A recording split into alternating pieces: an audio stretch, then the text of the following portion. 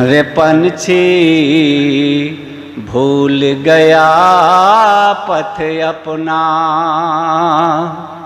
रे पंछी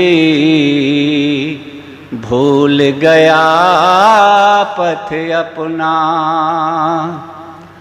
भूल गया पथ अपना, रे पंछी भूल गया पथ अपना। इस जीवन को जीवन समझा, उस जीवन को सपना, इस जीवन को जीवन समझा, उस जीवन को सपना। बोलिए सतगुरुदेव की जय। रोपा पेड़ बबूल का बंदे, रोपा पेड़ बबूल का बंदे, आम कहाँ से चखना, रे पंछी भूल गया पथ अपना, रे पंछी भूल गया पथ अपना, भूल गया पथ अपना, रे पंछी भूल गया पथ अपना। जिस डाली पर लिया बसेरा, दिन और रात बिताना, जिस डाली पर लिया बसेरा, दिन और रात बिताना, इस डाली से उस डाली पर, इस डाली से उस डाली पर, चोला भया पुराना, रे पंछी भूल गया पथ अपना, रे पंछी भूल गया पथ अपना, भूल गया पथ अपना, रे पंछी भूल गया पथ अपना। सांझ सवेरे तू कहता है, आज कहे कल जाना, सांझ सवेरे तू कहता है, आज कहे कल जाना,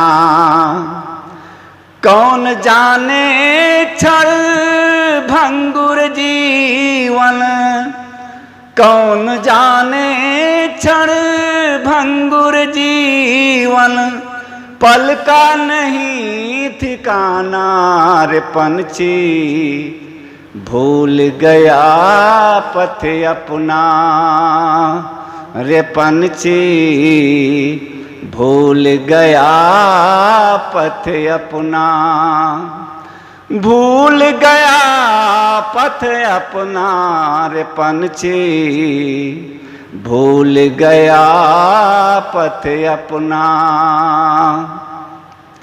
कहीं कबीर गुरु चरणन का, निस दिन ध्यान लगाना,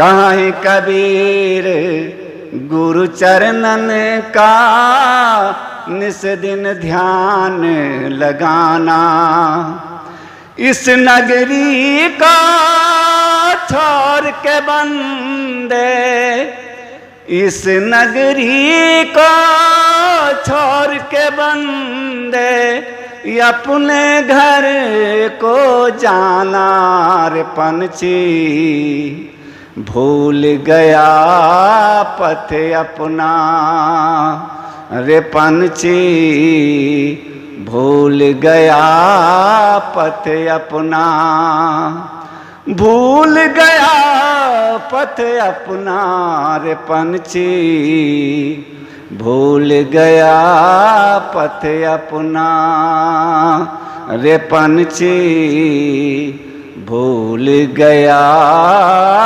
पथ अपना। बोलिए सतगुरुदेव की जय।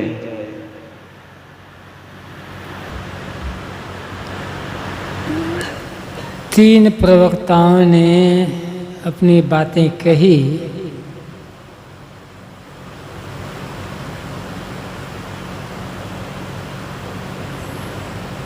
जड़, सुबह मैंने कहा था कि हमारा जो सिद्धांत है इसमें दो ही तत्व माने जाते हैं, जड़ और चेतन।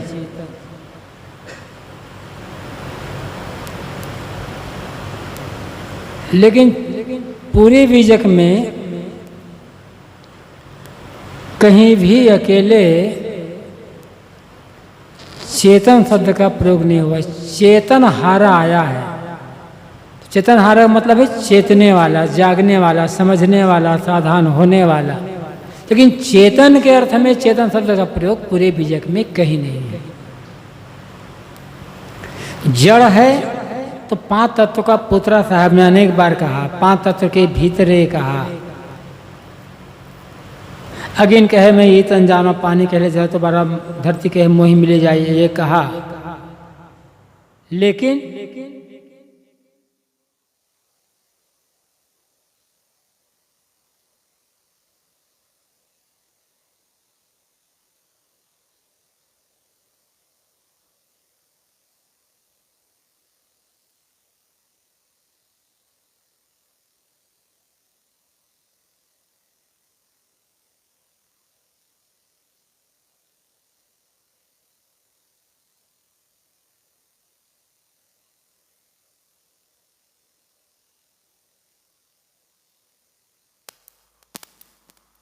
किया था। भरत एक तपस्वी थे। मृग शावक एक मृगी हरणी गर्भवती थी। शिकारी ने बाण मारा तो डर करके मृगी भागी तो गर्भ गिर गया। उस बच्चे को भरत ने पाला। पालते पालते उसमें इतना मोह हो गया कि अंतिम समय तक उसी का ध्यान करते करते शरीर छोड़े तो अगले जन्म में वो मृगी का ही बच्चा हुए। लेकिन उस जन्म में भी ज्ञान था। सूखी सूखी पत्तियां, सूखे सूखे घास खाता था वो। फिर जब हुआ तो फिर मनुष्य का शरीर मिला तो फिर नाम भरत रहा हुआ, लेकिन एकदम जड़ बुद्धि तरीके है। बिल्कुल न बोलना, न चालना, न नहाना, न धोना, न कपड़े पर कोई ध्यान नहीं। बिल्कुल जैसे एक अनाड़ी आदमी होता है, पागल जैसे। तो उसने कहा अरे ये तो जड़ भाई, उसने कहा तो भरत है लेकिन ये जड़ है। बिल्कुल जड़ मतलब कुछ ऐसा नहीं था कि वो समझदार नहीं थे, समझते पूरे थे। लेकिन फिर उसे अपने पूर्व जन्म की याद थी कि उस जन्म में मैंने इतनी साधना की, इतनी तपस्या की, इतना त्याग तप किया, लेकिन एक मृगी के मोह में पड़ करके, मृग शावक के मोह में पड़ करके मुझे फिर से दो जन्म धारण करना पड़ा। ऐसे ही फिर कहीं दुनिया में भूल जाऊं तो फिर गड़बड़ हो जाएगा। तो वो जानते समझते सब थे, लेकिन जिसके लिए साहब ने कहा ना कि समूह जिब्बू जी जड़ हो रहे, वो दशा उन्होंने धारण कर ली थी। कोई पूछे थे तो कुछ बोलते नहीं थे। खाने पीने पर कोई ध्यान नहीं, जो मिल गया खा लिए, नहीं मिला तो मांगना नहीं। कितनी कपड़ा दे दिया पहन लिए, नहीं दिए तो नंगा भी रह गए, जहां पाओ वहां सो गए। इस प्रकार से जब रहे तो उसका नाम जड़ भरत पड़ा था।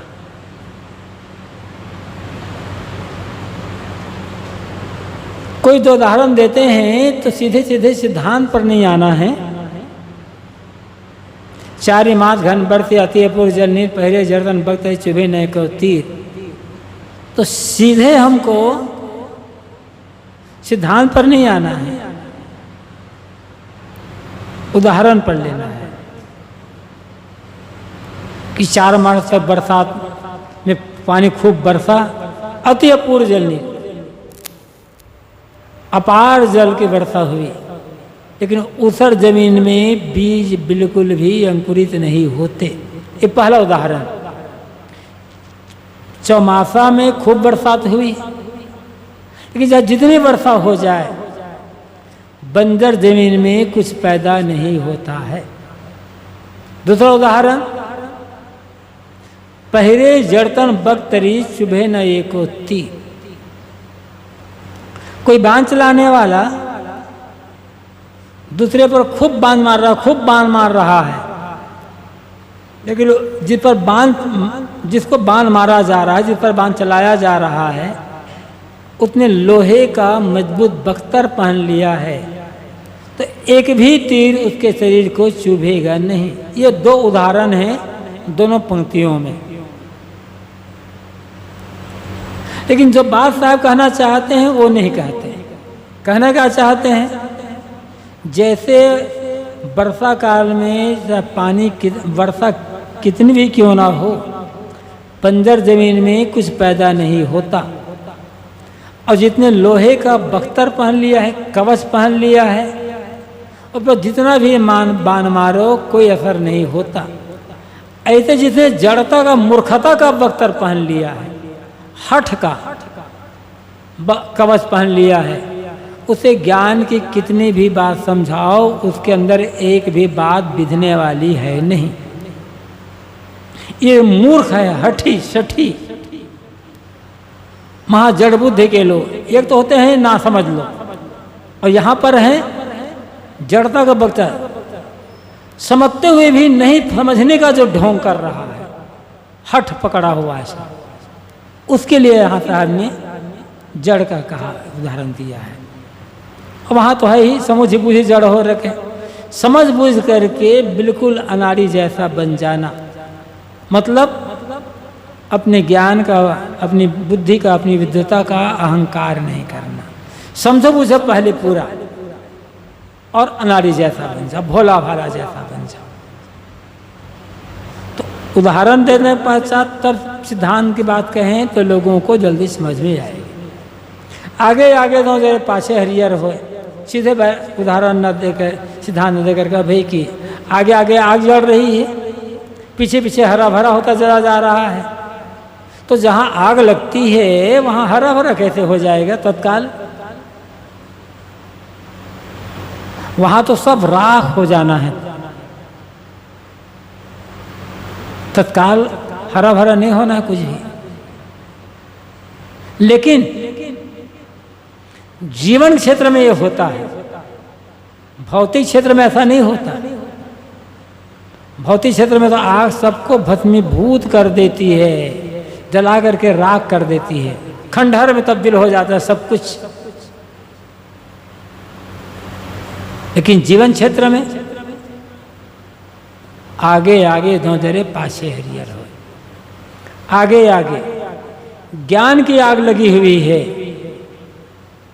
और जीवन हरा भरा हो, सुखी शांत संतुष्ट प्रसन्न होता चला जा रहा है। जिसके जीवन में ज्ञान की जितनी अधिक आग लगेगी उसका मन उतना प्रसन्न रहेगा, हल्का फुल्का रहेगा, आनंद में डूबा रहेगा, शांति सागर में नियोजन करता रहेगा। बलिहारी ते वृक्ष की जड़ काटे फल, तब सब उदाहरण देते हैं कि उस वृक्ष की प्रशंसा है जिसकी जड़ काट देने पर फल होता है। एवं वृत्ति की जो जड़ है, अज्ञान की जड़ काट दो, वासना की जड़ काट दो, तो मोक्ष का फल इस पर फल जाएगा, कल्याण का फल फल जाएगा। तो साखी जब कहें तो उदाहरण पहले पूरा दे दो जिसके लिए साहब कह रहे हैं, अब तब सिद्धांत की बात बताओ। तो जड़ शब्द का प्रयोग साहब ने 3-4 जगह ही किया हुआ है। नह जड़ पल्लव डाल बिलोहली, वहाँ तो है ही जीव के लिए कि जीव के कोई मूल्य नहीं है। लेकिन जड़ जो हम जड़ शब्द का प्रयोग करते हैं चेतन, उस अर्थ में कहीं नहीं है। जैनेन्द्र को मैंने कहा था कि मानुष शब्द का प्रयोग मनुष्य शरीर की विशेषता के लिए साहब ने किया, ऐसा मैंने कहा था। किन अर्थों में प्रयोग किया है? मनुष्य के रूप में तो अर्थ प्रयोग किया ही है। मनुष्य तेरा गुण बड़ा, मनुष्य जन्म दुर्लभ है, ते मनुष्य की दुर्लभता पर प्रकाश डाला है, मनुष्य के गुणों पर प्रकाश डाला। मनुष्य के लिए साहब मनुष्य शब्द का प्रयोग तो करते ही हैं, लेकिन मनुष्य के लिए प्रयोग गुरु के लिए कहा। उन्होंने कहा था गुरु के लिए मानुष बेचारा क्या करे, जाके सुन शरीर। यहाँ गुरु की व्यवस्था पर जोर है, मजबूरी है। मानुष बेचारा क्या करे, जाके कहे न खुले का पाठ। या मानुष के लिए, गुरु के लिए बेचारे शब्द का प्रयोग करते हैं। एक बेचारगी है, व्यवस्था है गुरु की। गुरु का काम केवल समझाना है, और शिष्य समझना नहीं चाहता, पहले जड़ तन पत्तरी वाली बात है। तो कितना उपदेश गुरु कितना उपदेश करे, कितना उपदेश करे। शरीर ही शून्य है ना, श्रद्धा भाव से हीन है, जिज्ञासा भाव से हीन है, तो क्या करेगा। तो यहाँ मानुष शब्द का प्रयोग गुरु के लिए है, और गुरु के लिए की जो विचारगी है, व्यवस्था है, उस पर भी कहा गया है। लेकिन उसके ऊपर में तो आपने क्या कहा है, मानुष तय बड़ा पापिया, यहाँ शिष्य के लिए कहा जा रहा है। जो श्रोता हैं, चाहे वो 1 हो, चाहे 2 हो, चाहे 10, 20, 100, 50 हो, उनके लिए कहा जा रहा है। मानुष तय बड़ पापिया, अक्षर गुरु ही न माने। क्योंकि गुरु की बात है, इसलिए शिष्य की बात आ जाएगी। यहां मानुष शब्द का प्रयोग मनुष्य मात्र के लिए नहीं है, किंतु शिष्य के लिए या सत्संग में जो बैठे हुए श्रोता हैं उनके लिए है। क्योंकि गुरु की बात को मान नहीं रहा है, अवहेलना कर रहा है बार बार।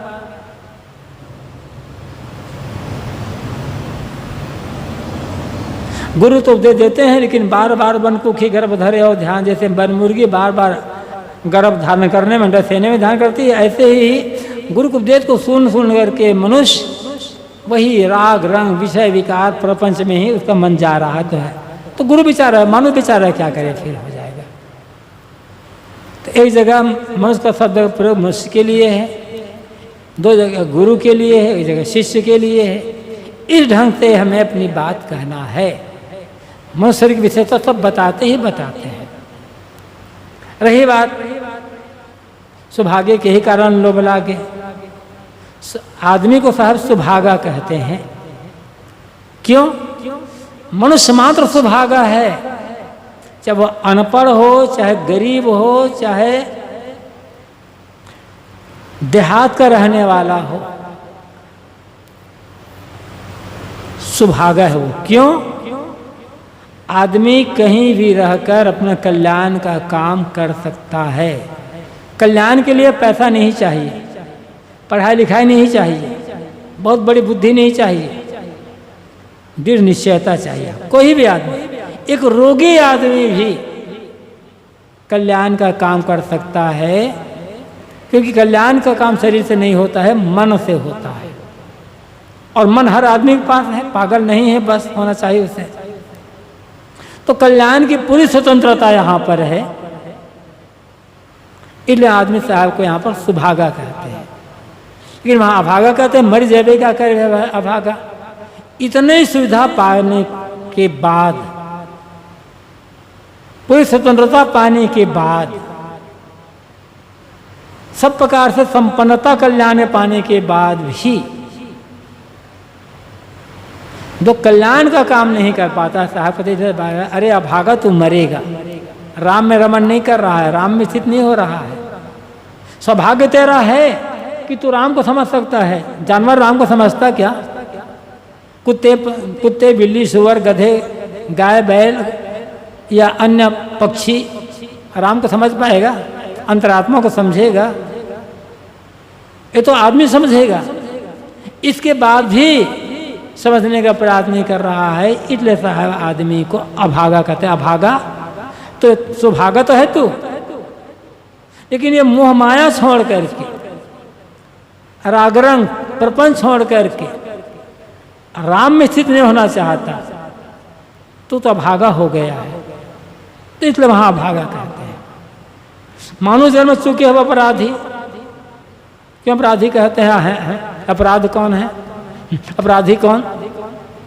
जो नियम विरुद्ध काम करता है, न्याय विरुद्ध काम करता है, समाज विरुद्ध काम करता है, जो दूसरे की चीज को हड़पने का काम करता है, दूसरे जब अपना अधिकार जमाता है, वो अपराधी है। सोचें कि दुनिया के किस चीज पर हमारा अधिकार है। खाली हाथ नंगे बदन पैदा हुए, कुछ लेकर आए थे, कुछ लेकर तो नहीं आए, लेकिन जो मिलता है अधिकार जमाते गए, जमाते अधिकार, ये मेरा है, ये मेरा है, ये मेरा है। सार्वजनिक संपत्ति पर कोई अधिकार जमाए तो अपराधी हो। कोई आदमी स्वयं अपनी जमीन अपने प्रथम की कमाई से जमीन खरीदे, ऊपर मकान बना, उस पर निवास करे, तो उसे कौन निकालेगा? लेकिन दूसरे की जमीन पर कब्जा कर लिया, उस पर मकान बनाया, या दूसरे बने बना मकान पर कब्जा कर लिया, वहां रहने लग गया, दूसरे की कमाई पर कब्जा कर लिया, तो अपराधी है।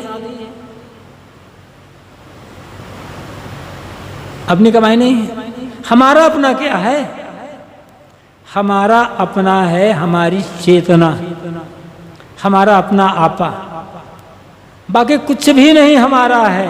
लेकिन हम वही अधिकार जमा रहे हैं, ये घर मेरा, भूला लोग कहे घर मेरा, इसलिए वहाँ साहब कहते उसको भूला लोग कहें वहाँ पर, ये घर मेरा, ये दुकान मेरी, व्यवहार के लिए मानना पड़ेगा। लेकिन मूल रूप में जो हमारा नहीं है, शरीर ही हमारा नहीं है, मिट्टी पानी आग हवा से बना है, अंत में उसी में मिल जाना है। और कहते हैं ये शरीर मेरा है, मैं काला हूं, मैं गोरा हूं, मैं ये हूं, वो हूं। अपराध तो कर रहे हैं। अपराध कोई करेगा तो क्या होगा? दंड मिलेगा। जो हमारा नहीं है तो हम मार रहे हैं, तो ये आवागमन का दंड तो मिल ही रहा है ना। ये आवागमन फांसी तो लगी हुई है। अपराधी इसलिए कहते हैं। तो संबोधन साहब कहते हैं, जैसे कहा वहां बंदे कर ले आपने बेरा, क्योंकि वहां बंधे हुए इसलिए वहां बंदा कहते हैं। तो ही घर को घर कहे गंवारा, सो बैरी हो गए तुम्हारा। इतने तन के साझा जन्मों भर दुख पाए, चेतन ना है मुँह नर बोरे, मोर मोर गोहरा है। कामनी कहती है मेरा ये पी है, पत्नी कहती है मेरा पति है, बेटा कहता है मेरा पिता है, धरती कहती है मुझे मिल जाए तो अपने मिला लो। इतने इतने साझी है, साझीदार हैं। सागु तेही घर को घर कहे गंवारा। अरे गंवार, इतने साझी की वस्तु तो कहता है ये मेरा है। इतने समझ नहीं पा रहा है कितने हिस्सेदार है इसके। गंवार कौन? जो सत्य को समझ नहीं पाए वो गंवार है। और इस शरीर के कितने हिस्सेदार हैं? अफ्रीकत नहीं, सार्वजनिक इतने हिस्सेदारी न करके हम अपना अधिकार जमा रहे हैं, तो गंवारपना तो है ही, इसलिए अपराधी है।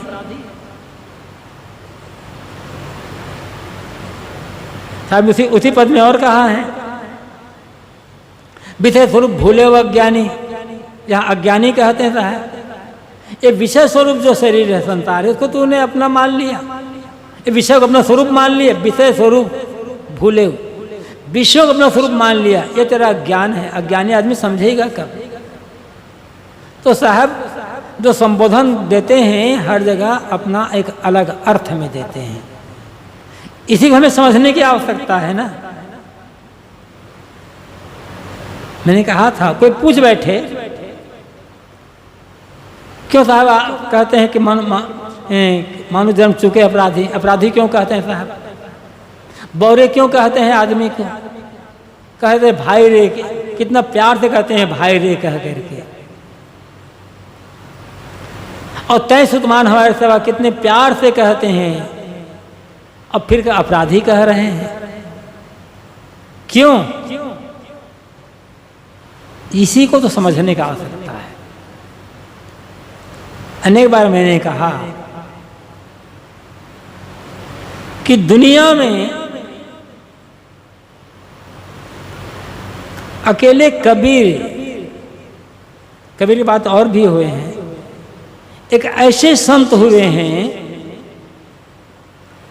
जिन्होंने गुरु को गोविंद से भी बड़ा बताया। कबीर साहब गोविंद अलग नहीं मानते, भगवान अलग नहीं मानते, तो बताएं प्रत्येक घर में बैठा हुआ है, लेकिन लोग मानते हैं।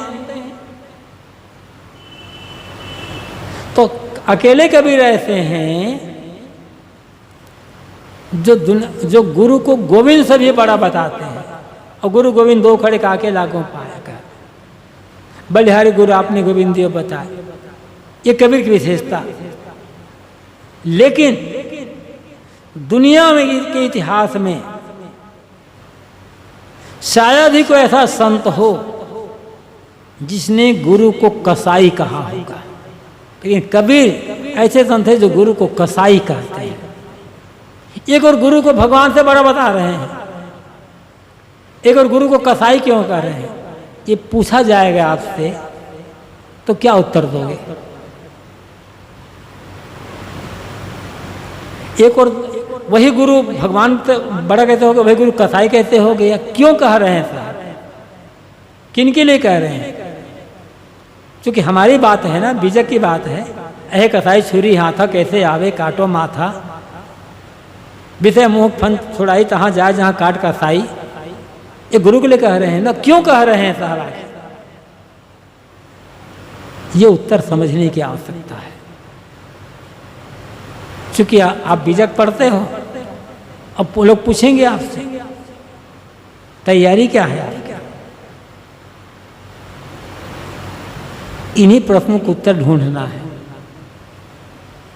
अब बहुत सरल है, कठिन नहीं है, समझने का प्रयास करना है।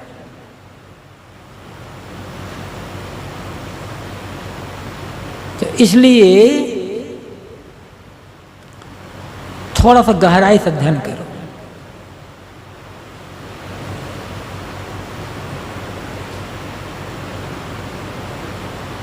एक और गुरु की बहुत मेहनत गाही रहे हैं, जाको सदगुरु ना मिला डाकुल दो देश धाय, और भी बहुत कुछ कह रहे हैं साहब। लेकिन उधर क्या कह रहे हैं? ये कली गुरु बड़े परपंची, गुरु को प्रपंची भी कह रहे हैं। कसाई तो कहते हैं, गुरु को प्रपंची भी कहते हैं। क्यों कहते हैं? अनेक ढंग से कहा है गुरु के लिए। जितनी आलोचना संत जगत में, गुरु की जितनी आलोचना संत जगत में कबीर ने की है, शायद किसी संत ने की होगी। शायद इसलिए कह रहा हूं, किसी और ने कही है हमें मालूम नहीं है। लेकिन जितनी आलोचना, क्योंकि बाहरी लोग गुरु का आलोचना करते हैं तो बात समझ में आती है। कबीर गुरु की इतनी प्रशंसा करने वाले, इतनी महिमा करने वाले, जहां धीर गंभीर से चलता हूं उठे मिलो कबीरा गुरु के लिए कह रहे हैं, वहां कहते हैं गुरु प्रपंची है। घर घर मंत्र दे फिर थे महिमा कह मानो, गुरु से सब बुरे अंधकाल पहचाना। ये घर का मंत्र देने वाले गुरु अपने सितों को लेकर भवसागर में डूबेंगे। एक और कहते हैं गुरु भवसागर से पार उठाने लगाने वाले हैं, एक और कहते हैं गुरु सितों को लेकर भवसागर में डूबने वाले हैं। क्यों आखिर कह रहे हैं? उल्टी बात है ना दोनों। बीजक में उत्तर मिलेगा आपको, थोड़ी बुद्धि का प्रयोग करना होगा।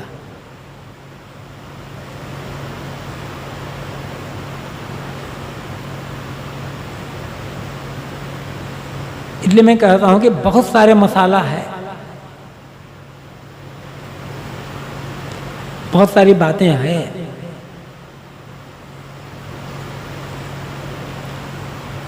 और कबीर विजय का रत्न में मैंने बहुत कुछ ये सब को जो लिखा हुआ है गुरु के बारे में, क्यों ऐसा कहते हैं साहब कह करके। लेकिन और भी मनुष्य के बारे में, इसके बारे में तो बहुत बाकी भी लिखना। तो अध्ययन करिए, समझिए,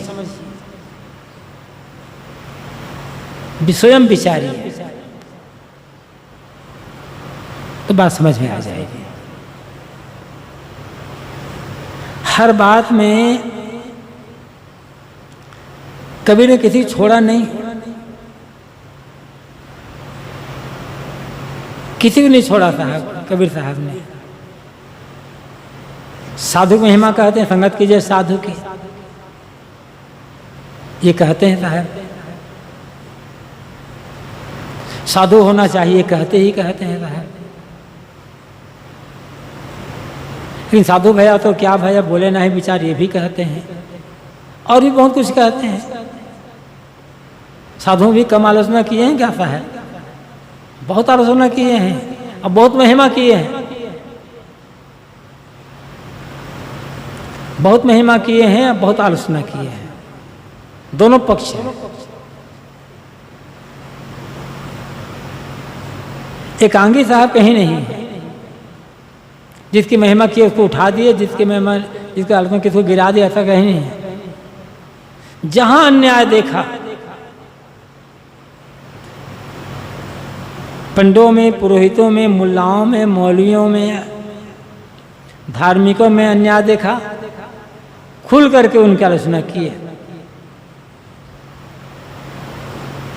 साधुओं में अन्याय देखा, खुल करके आलोचना की है, डरे नहीं कि। और गुरु में अन्याय देखा तो गुरु के भी जम कर लताड़ा, ये नहीं है ये तो गुरु है, कैसे कहा जाएगा।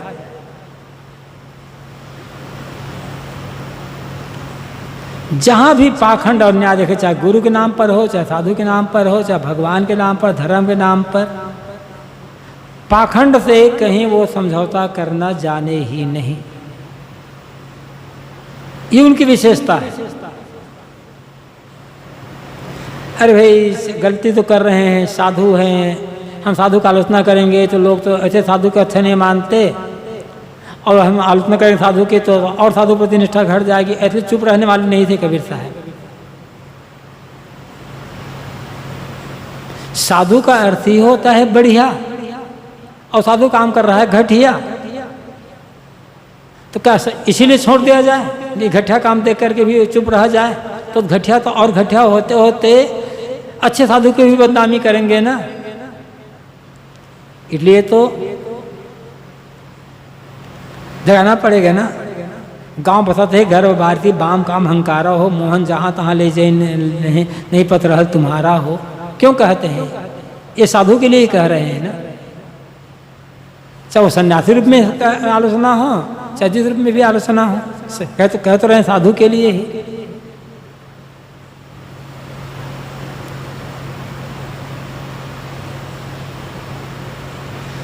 तो दोनों पक्ष को समझो। आवश्यकता मेहनत करने की है, अपने समझने के लिए। अब समझ करके अपनी सावधानी के लिए।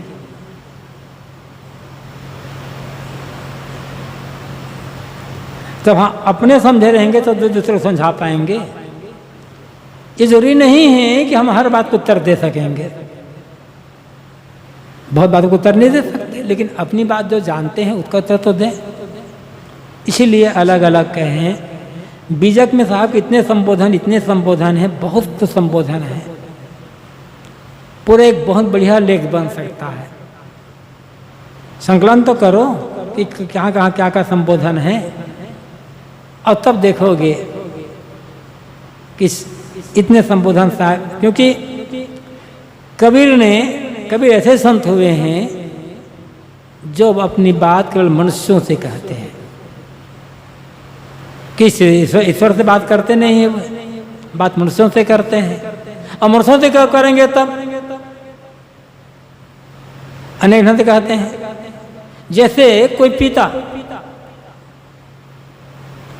अपने बेटे को कभी नाम लेकर पुकारता है, कहते हैं अरे भैया जरा सुनो तो, बाबू जरा इधर लाओ तो। पिता ही अपने बेटे को कभी भैया पुकारता है, कभी बाबू पुकारता है, कभी कुछ नाम लेकर पुकारता है, कभी कुछ और कह देता है। ऐसे ही कबीर साहब कह रहे हैं।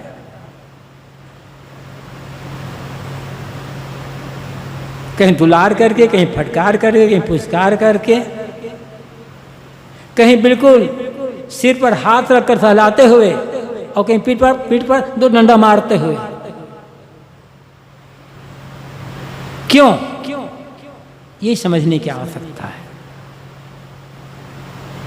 तो संबोधन अलग अलग विषय पर है, अभी और बहुत सारे विषय आएंगे